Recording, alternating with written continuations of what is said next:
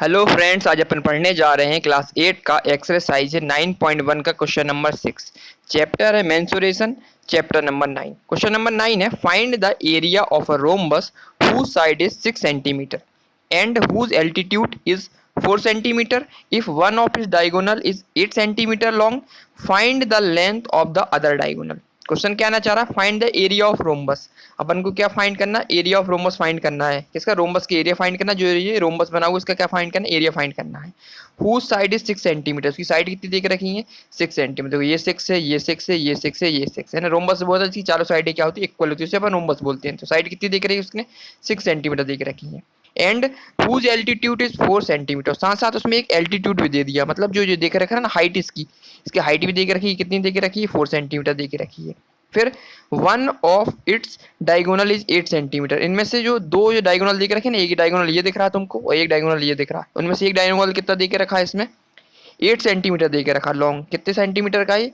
8 centimetre दे के रखा। मतलब इसकी पूरी लंबाई कितनी दे के रखी है? ये 8 सेंटीमीटर दे के रखी हुई। और फाइंड करने का बोला, find the length of the other diagonal. लेकिन इस वाले की लेंथ अपन को क्या करनी? फाइंड करने के लिए बोली, मतलब ये अपन को पता नहीं है। तो फाइनली अपन को क्या निकालना है? इसका लेंथ निकालना है।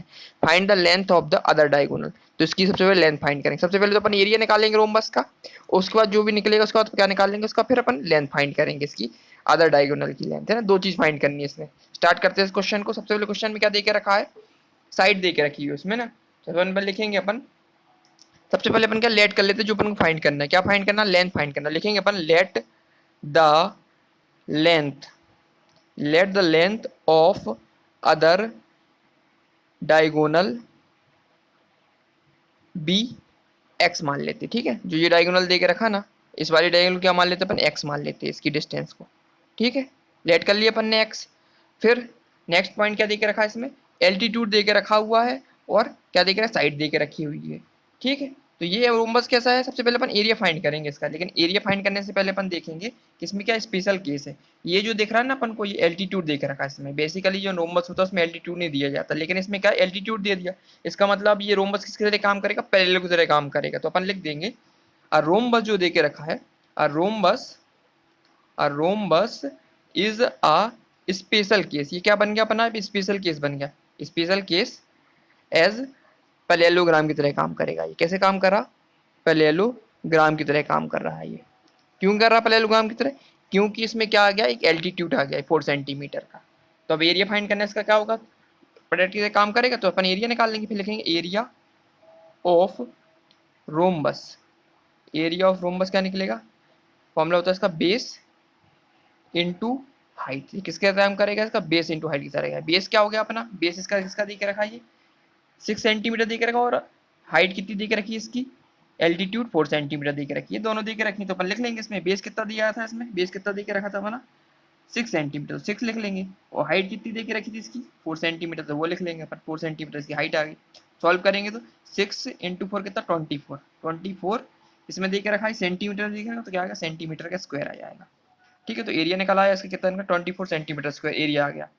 ठीक है, अब अपन को क्या फाइंड करनी है इसमें? एरिया तो अपन को मिल गया, अपन को एक चीज तो अपन को मिल गई है। अपन को क्या फाइंड करना है? इसका डायगोनल फाइंड करना है। ठीक है, अब डायगोनल के लिए अपन क्या फॉर्मूला लगाएंगे? फिर फॉर्मूला लगाएंगे अपन इसका रोम्बस का। लेकिन कौन सा फॉर्मूला लगाएंगे? ट्रेडिशनल वाला फॉर्मूला लगाएंगे, जो ओरिजिनल फॉर्मूला होता है। ये फॉर्मूला भी अप्लाई होता है रोम्बस का। ये किसके लिए लगाया था? स्पेशल केस के लिए लगाया था, बेस इंटू हाइट का। लेकिन अब जो फॉर्मूला लगाएंगे अपन रोम्बस का, वो लगाएंगे कौन सा? Original formula. तो अपन फिर लिखेंगे also area of rhombus equal to क्या होता है? 1/2 इंटू क्या होता है? 1/2 इंटू D1 इंटू D2। या इसको अपन बोल सकते हैं D1 इंटू D2। ये इसी को बोलते हैं प्रोडक्ट ऑफ डायगोनल ना, प्रोडक्ट ऑफ डायगोनल। ठीक है, या product of diagonal D1 into D2 सकते हैं, प्रोडक्ट ऑफ डायगोनल देख सकते हैं। ठीक है, तो D1 D2, तो एरिया ऑफ रोम्बस कितना निकल के आया था अपना? या ऊपर निकाला अपन ने कितना था? 24 सेंटीमीटर निकला था। इक्वल टू लगाएंगे, 1/2 लिखेंगे। डायगोनल D1, D1 क्या था? निकला अपना था डायगोनल D1 कितना दे के रखा था? ये अपन ने बुक में दे के रखा 8 सेंटीमीटर दे के रखा, तो लिख देंगे अपन 8 सेंटीमीटर। ठीक है, इंटू D2 कितना दे के रखा? D2 तो अपन को फाइंड करना है। क्या माना था अपन ने D2? The other diagonal B X, है ना। अदर डायगोनल क्या माना? एक्स माना था D2 को, यहाँ पर एक्स रख देंगे अपन। अब इसको वैल्यू फाइंड कर लेते अपन। पहले मल्टीप्लाई करेंगे 24, अब मल्टीप्लाई करेंगे, 24 का मल्टीप्लाई करेंगे इसके साथ में, ये 2 दे के रखा डिवाइड, यहाँ जाएगा तो क्या मल्टीप्लाई में हो जाएगा, और यहाँ बचेगा 8 इंटू एक्स। तो फाइनली क्या निकलेगा, 24 का मल्टीप्लाई 2 से करेंगे, आएगा यहाँ 48 इक्वल टू 8x आ जाएगा। अब आगे फाइंड कर लेते हैं अपन, तो ये क्या निकला अपना यहाँ से 48 इक्वल टू कितना निकला अपना ये 8x। तो x की वैल्यू क्या निकली अपनी 48 डिवाइड बाई 8 से करेंगे तो 8 बन जाए 8, 8 5 जा 48 6 जा जाएगा। तो x की वैल्यू क्या निकली अपनी 6 निकल के आएगी।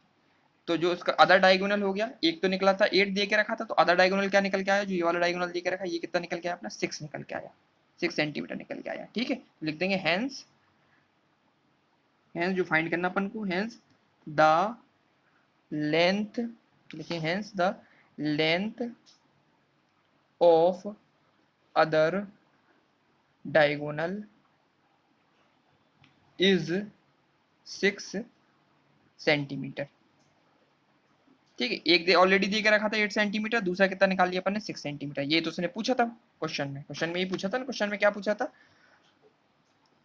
Find the length of the other diagonal, है ना, ये तो अपन ने फाइंड किया, hand the length of the other diagonal is 6 centimetre. इसमें क्या किया था अपन ने सबसे पहले क्वेश्चन में क्या दिया था अपन ने, लेट किया गया था, अदर डायगोनल को अपन ने x मान लिया था। फिर जो रोम्बस दे के रखा था, इसमें थोड़ा स्पेशल केस है रोम्बस में, क्यों है, क्योंकि इसमें जो एल्टीट्यूड दे के रखा ना, इसमें एल्टीट्यूड दे के रखा था। अब एल्टीट्यूड दे के रखा तो ये क्या बन गया अपना पैरेललोग्राम की तरह काम करेगा। तो फिर फॉर्मूला लगाएंगे अपन स्पेशल केस में, रोम्बस का फॉर्मूला क्या होता, base into height. Base already दे के रखा 6, हाइट कितनी दे के रखी थी उसने 4 सेंटीमीटर, तो फॉर्मूला लगाने के बाद कितना निकला 24 सेंटीमीटर स्क्वायर निकला। एरिया निकला है इसका रोम्बस का।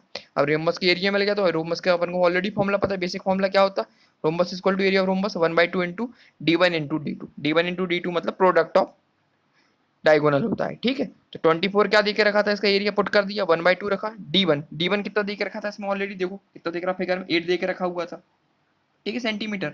और दूसरा d2 अपन को फाइंड करना था ना, d2 को अपन ने x मान लिया था, इसको अपन ने सॉल्व किया तो यहाँ से x की वैल्यू कितनी निकली अपनी 6 निकली। और 6 क्या था, ये अपना डायगोनल था, अपन ने डायगोनल माना था ना अदर डायगोनल, तो डायगोनल कितना निकला 6 निकला, ये अपन को फाइंड करना, तो अपन ने लिखना लास्ट में hence the length of the other diagonal is 6 centimetre. तो क्वेश्चन नंबर 6 था, ये अपना कंप्लीट हो चुका है। अब नेक्स्ट वीडियो में अपन क्वेश्चन नंबर 7 स्टार्ट करेंगे। ठीक है, थैंक यू।